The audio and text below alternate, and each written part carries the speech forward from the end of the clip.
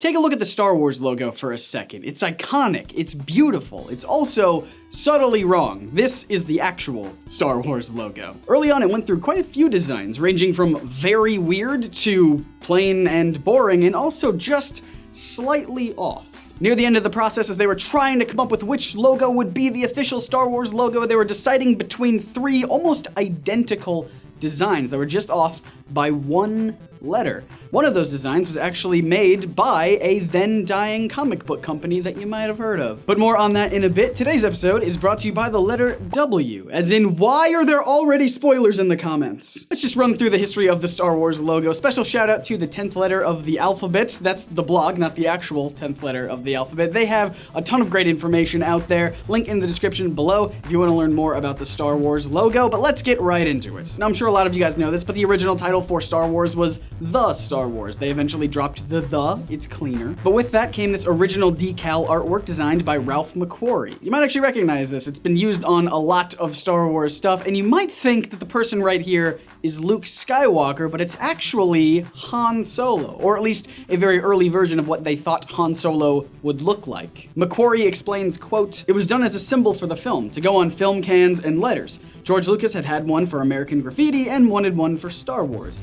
It was done while we were working on costumes. This is how we first pictured Han Solo. It could be a sort of Luke character, but I think it's more like Han. Anyway, George decided that Han Solo should be a more relaxed character, and his costume was changed. But this decal was designed before the change." End quote. That logo was short-lived. The next one we got was on some corporate letterhead that you can see right here. It was often paired with McQuarrie's artwork for some poster concepts or book covers. It even made an appearance at the 1976 San Diego Comic-Con before anyone would know what this Star Wars business was about. But the thing that I find worth noting is that it was designed by none other than Joe Johnston, who, if you're like me, might recognize that name as the director of the Captain America First Avenger film, along with other stuff like Jumanji and The Rocketeer, etc. Kind of a fun piece of trivia. Also not the last time we're gonna be hearing about Johnston in this video. Now, December of the same year, 1976, also saw a novelization of the screenplay, and it had this logo, which is it's just Helvetica.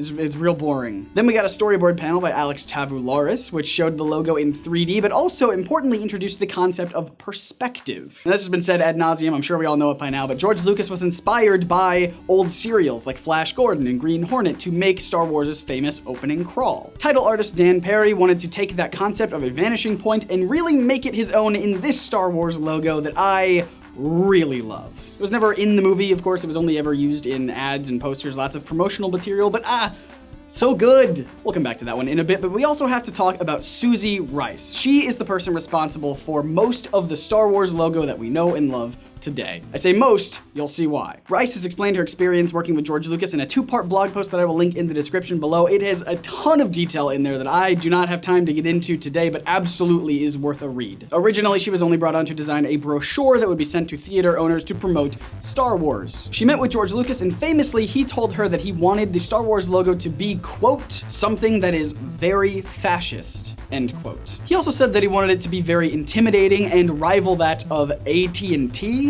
A lot of you might be thinking of this logo, but back in the day, AT&T's logo was actually this.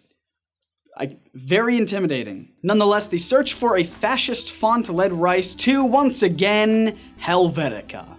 Always Helvetica. Of course, that was just a starting point. Rice heavily modified it, connecting letters together, extending them longer, and she also made the W very pointy. Once again, this logo was used on a ton of promotional stuff, but this is where the story gets a little complicated. So according to Rice, Lucas was planning on using her logo in the movie instead of Dan Perry's because his just didn't fit the opening shot that they wanted. However, the Star Wars poster book tells a very similar story, but with the roles slightly reversed, saying that Rice's logo was the one that didn't work for the opening shot. Now, to be honest, both stories could be true. Perhaps they weren't happy with any of the logos they had up until that point. But regardless, what we do know is that Suzy Rice's W on Star Wars was slightly changed to this one. And guess who designed it? That's right, Joe Johnston. This is the logo that was used in the actual film, and of course it's the one that we see all over the place. But there's still one more Star Wars logo that made it into a ton of promotional material, and this is when the comic book nerd in me gets very excited because we have a special guest appearance from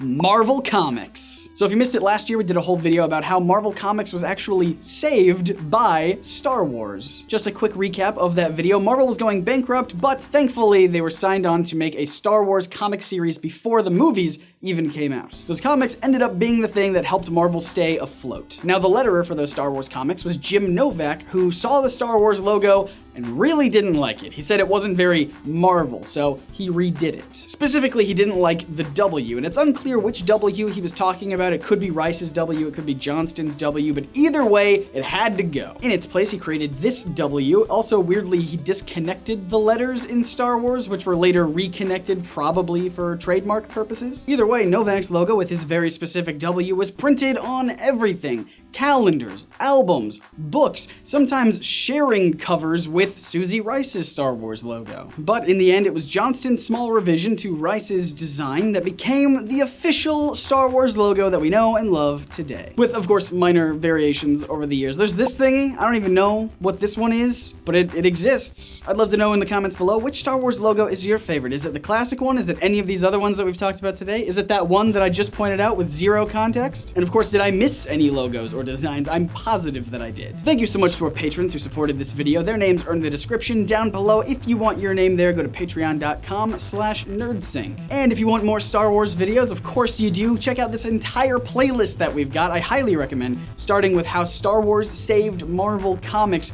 We have a small cameo from a goat in that video, and if that doesn't pique your interest, I don't know what will. Also, make sure to hit that big sexy subscribe button. My name is Scott, reminding you to read between the panels and grow smarter through comics. See ya.